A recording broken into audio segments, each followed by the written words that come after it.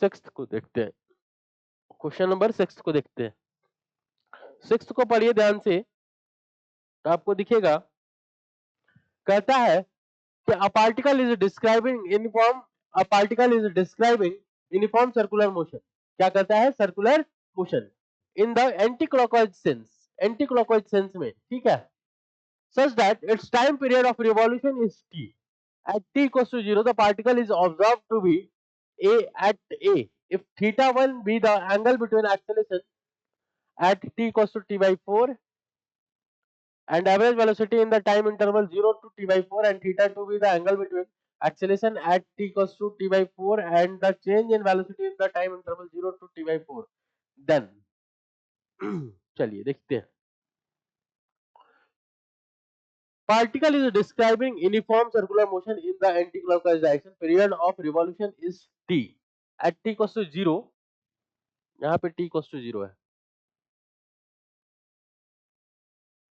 At t equals to 0, the particle is observed to be at a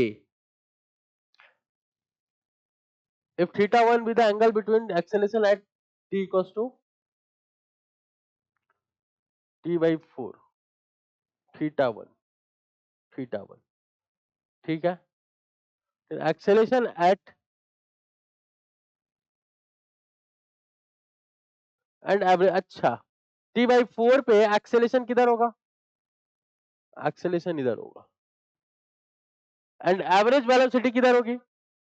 अभी velocity किधर है? इधर, ये v फाइनल, और यहाँ किधर था? v initial.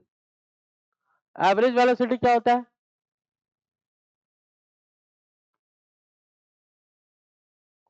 ये डिस्प्लेसमेंट, तो डिस्प्लेसमेंट के डायरेक्शन में एवरेज वेलोसिटी, अगर ये क्या है 90 और ये कितना हो जाएगा? ये भी 45, ये 45, तो ये भी 45। अगर ये 45 तो ये 90 और प्लस ये भी 45।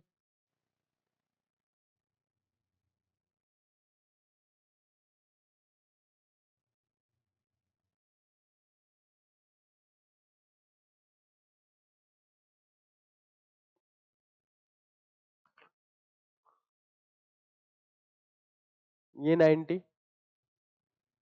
प्लस ये 45 यानी 135। थीटा 1 कितना हो गया? 135, ठीक है। फिर कहता है theta 2 be the angle between acceleration at t equals to t by 4 and the change in velocity in the time interval 0 to t by 4। Change in velocity कितना हो जाएगा? v final minus v initial. ध्यान से देखिए, मैं इसमें colour change कर देता हूँ।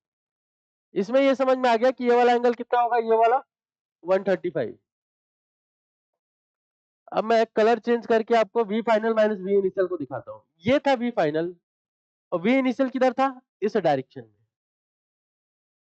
ये v फाइनल और ये v इनिशियल, पर हमें चाहिए vf माइनस vi, यानी vi इधर हो जाएगा, ठीक है।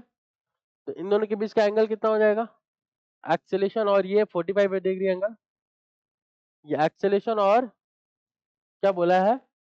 Theta 2 is the angle between acceleration at t equals to 4 and the change in velocity. तो चेंज इन वेलोसिटी इस डायरेक्शन में, एक्सेलेरेशन इस डायरेक्शन में, 45 डिग्री एंगल, यानी कि कौन सा ऑप्शन होगा? Option A is the correct answer of this question. आगे चलते हैं।